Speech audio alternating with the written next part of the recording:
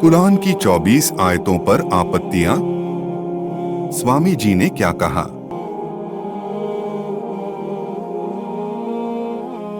पत्रक के 6वें क्रम में जो आयत दी गई है वो है, ऐ ईमान लाने वालों यानी मुसलमानों, अपने बापों और भाइयों को अपना मित्र मत बनाओ यदि वे ईमान की अपेक्षा कुफ्र को पसंद करें, और तुम में से जो कोई उनसे मित्रता का नाता जोड़ेगा तो ऐसे लोग जालिम होंगे।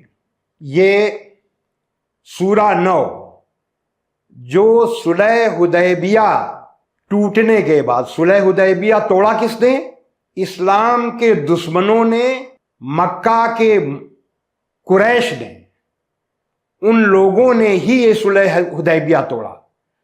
सुलह हुदैबिया तोड़ने के बाद युद्ध के लिए आई उन लोगों के लिए जो कि शांति नहीं चाहते थे, युद्ध ही चाहते थे।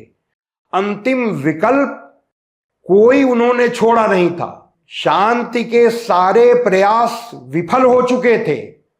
हजरत मोहम्मद सल्लल्लाहु अलैहि वसल्लम ने बरसों तक लगातार शांति के लिए प्रयास किए, लेकिन मक्का के कुरैश ने, इस्लाम विरोधियों ने उन सारे प्रयासों को मिट्टी में मिला दिया और उनका एक ही उद्देश्य था, युद्ध, और किसी न किसी तरीके से मुसलमानों को और हजरत मोहम्मद सल्लल्लाहु अलैहि वसल्लम को समाप्त करना। तो जब कोई विकल्प ही नहीं बचा तो एक ही विकल्प बचता है युद्ध का, ऐसे लोगों को समझाने के लिए, अपने को बचाने के लिए।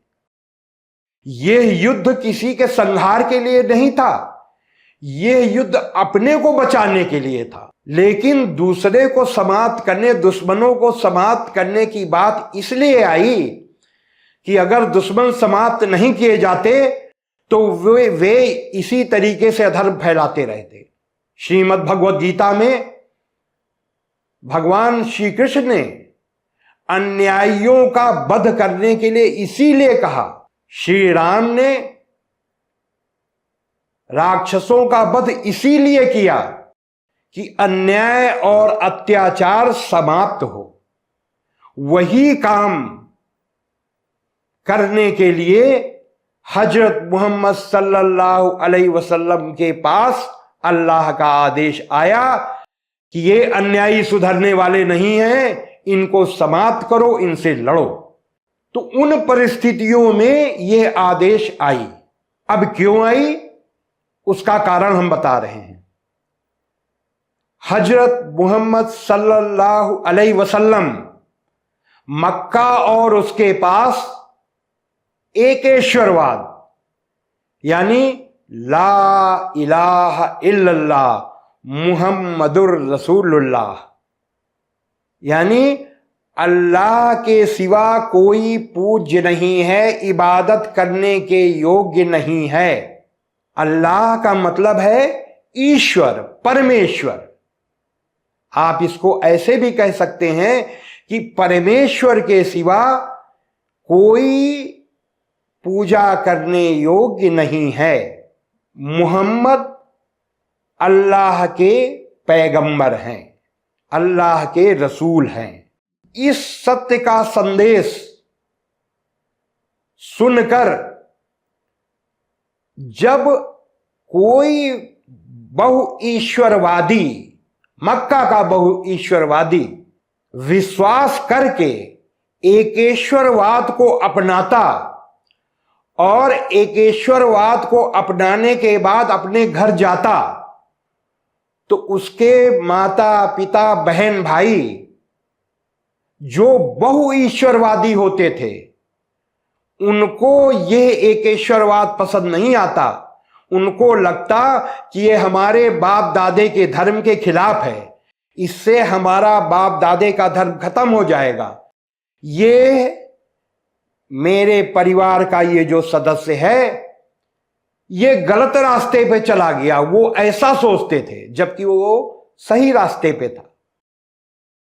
तो वो उसका एकेश्वरवाद समाप्त करा के फिर से उसको बहुईश्वरवादी बना देते। तो उस एकेश्वरवाद को बचाने के लिए, उसकी रक्षा के लिए अल्लाह का आदेश ये आया कि जो व्यक्ति एकेश्वरवाद अपना ले और उसके पिता या भाई उस एकेश्वरवाद को पसंद न करें, बहुईश्वरवाद को पसंद करें, तो वो उनकी बातों को न माने। इसका ये मतलब था। इसमें लड़ाई झगड़ा कराने वाली बात कहां पर है? यह तो उन मुसलमानों के लिए आदेश था जो एकेश्वरवादी हो गए, और उसके माता पिता के बीच का था मामला। यहां किसी दूसरे अन्य समुदाय से झगड़ा कराने की वाली बात ही कहां है।